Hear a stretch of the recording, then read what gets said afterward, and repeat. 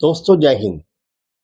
सशक्त आवाज में आप सभी का स्वागत है। मैं हूं सुनील ढंडाल। आज काफी दिनों के बाद मैं आपसे फिर रूबरू हुआ हूं। बहुत से कारण थे। पिछले 4-5 साल में बहुत कुछ अदला बदली हुई है।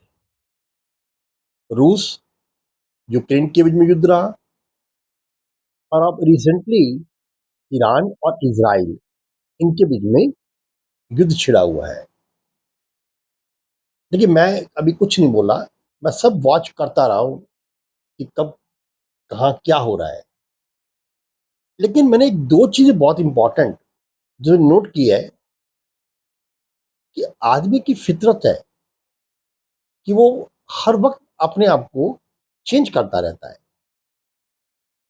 और ये भी कहा जाता है कि इंसान तो एक कठपुतली है जो इस रंगमंच पे आकर के अपना जो है पार्ट अदा करता है और चला जाता है। क्योंकि यहाँ दो अदाकार मुझे बहुत अच्छे दिखे। एक वो अदाकार जिसने अपनी नौटंकियों को दिखाते दिखाते एक डिप्लोमेसी में आ गए, यानी कि एक लीडर बन गए। और एक वो लीडर जो एक अच्छे खासे लीडर थे और वो एक नौटंकी बाजी पर आ गए। आप समझ गए होंगे मेरी बात कहाँ पर है, मेरा इशारा कहाँ पर है। आप पहले केस को याद करिए, जेलेंस्की को। जेलेंस्की जो है वो यूक्रेन के अंदर एक फिल्मों में नौटंकी करते थे। किस्मत ने पासा पलटा और वहां के लोगों ने उसको एज ए राष्ट्रपति उसको चूज करके भेज दिया।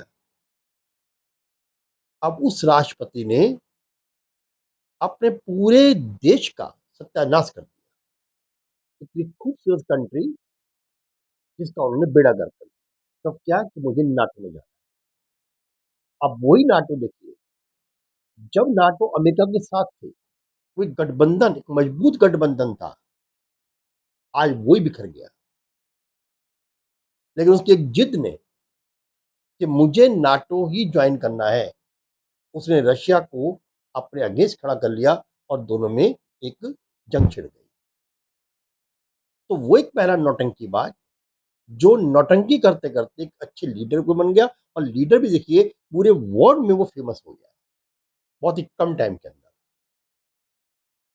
अब हम चलते हैं दूसरी तरफ। एक अच्छा खासा लीडर, अमेरिका का राष्ट्रपति डोनाल्ड ट्रंप, वो नौटंकी में उतर आया। हर रोज नई नौटंकी। यहाँ पर देखिए, तो मैं पहले हमारे यहाँ एक नीतीश कुमार को ये कहा जाता था कि नीतीश कुमार एक पलटू राम है। वो कब क्या कहें और कब क्या कर जाए मुझे कुछ भरोसा नहीं। ये हमारे यहाँ अक्सर ये देखने को मिलता है। तो वो एक हमारा एक कॉन्टिनेंटल समझ लीजिए कि पलटू राम। अब नए एक इंटरनेशनल पलटू राम आ गए। कौन? Donald Trump. की कहावत है कि पल में तोला पल में मासा। अब पता नहीं किस वक्त वो क्या कर बैठे, क्या मुंह से निकालेंगे और क्या करेंगे। एक ऐसे आदमी की कोई भी जो है वो आपको अंदर क्रेडिबिलिटी नहीं होती। अक्सर लोग कह रहे हैं कि पाकिस्तान ने, मैं न्यूज़ देखता हूँ, ज़्यादातर न्यूज़ चैनल में यही बात छिड़ी होती है कि भारत पीछे हट गया, पाकिस्तान ने मोर्चा मान लिया। इसलिए कि पाकिस्तान ने उनके बीच सुलह कराने की कोशिश कर रहा है और पाकिस्तान जो है वो आगे निकल गया इंडिया से। भाई इंडिया क्या करे? इंडिया सुलह की बात करे किसके बीच में? कोई क्रेडिबल पर्सन तो हो। एक ऐसा पर्सन जो आपको कुछ कहता है, किसी और को कुछ कह देता है। सुबह उसकी गुड मॉर्निंग जो होती है वो किसी न किसी जो है वो ऐसे बयान से होती है कि जो इंटरनेशनल ग्रिड पर जो है एक तूफान मचा दे। शाम होते होते होते होते जो है वो फिर वही कभी बैठ जाता है कि चलिए हम ऐसा नहीं करेंगे, हम ऐसा करने जा रहे हैं।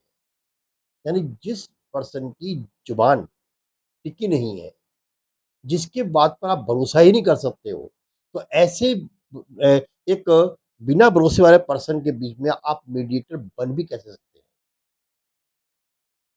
पहली वार्ता विफल रही, दूसरी वार्ता के अंदर बहुत सारे अभी से अप डाउन है।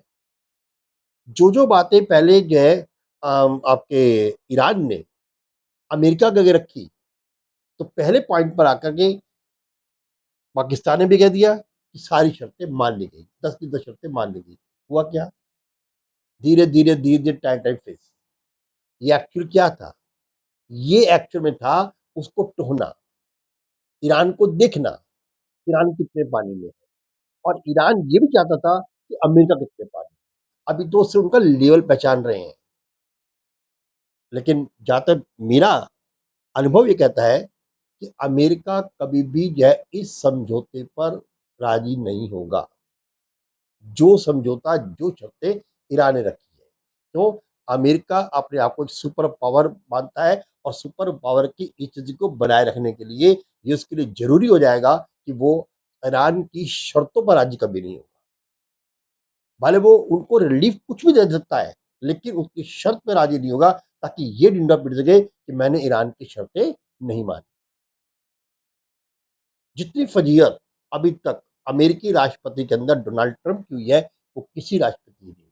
चाहे कोई भी हो, चाहे बराक ओबामा हो, चाहे वो आपका जो बाइडेन हो या निक्सन, कोई भी रहा हो, लेकिन किसी की इतनी फ़ज़ीहत नहीं हुई जितनी कि डोनाल्ड ट्रंप की। और डोनाल्ड ट्रंप ने जो है उस सुपर पावर की जो पोज़ीशन थी अमेरिका की, उसको बहुत बड़ा बट्टा लगा दिया।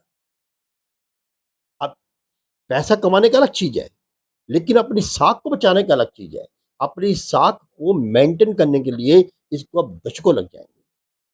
भले कितनी उनके पैसा हो उनके पास, लेकिन साख एक बहुत इम्पोर्टेंट, किसी कंट्री की साख ही होती है जो उसको बचाए रखती है। एक बात जो मुझे बहुत अच्छी लगी वो ये, ईरान चाहे कैसी कंट्री भी है, कि जब ईरान पहली बार पाकिस्तान गए समझौता करने के लिए, तो उस वक़्त उनकी प्लेन की 4 सीट के ऊपर उन बच्चों की तस्वीर, उनके शूज़, उनकी बेल्ट, उनके बैग्स रखे हुए थे, जिन पर इन बेदर्दियों ने जो है वो जानबूझकर वहाँ पर अटैक किया, इसराइल ने या अमेरिका ने।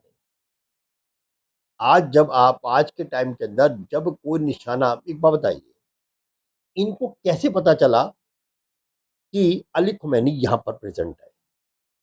और सटीक वहीं पर जाके इनका बम फूटा और उनको जो है 40 लोगों को उनका कत्ल कर दिया, उनको ख़त्म कर दिया।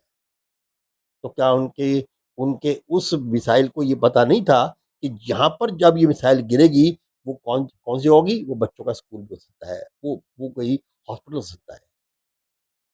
ऐसा क्यों नहीं किया गया?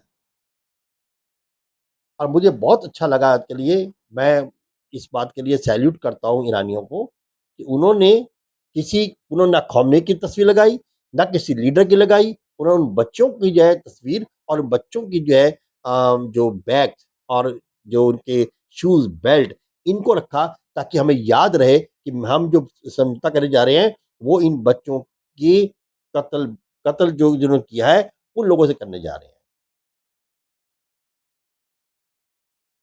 बस आज के लिए इतना ही। आगे फिर आपसे मुलाकात होगी, तब तक के लिए जय हिंद।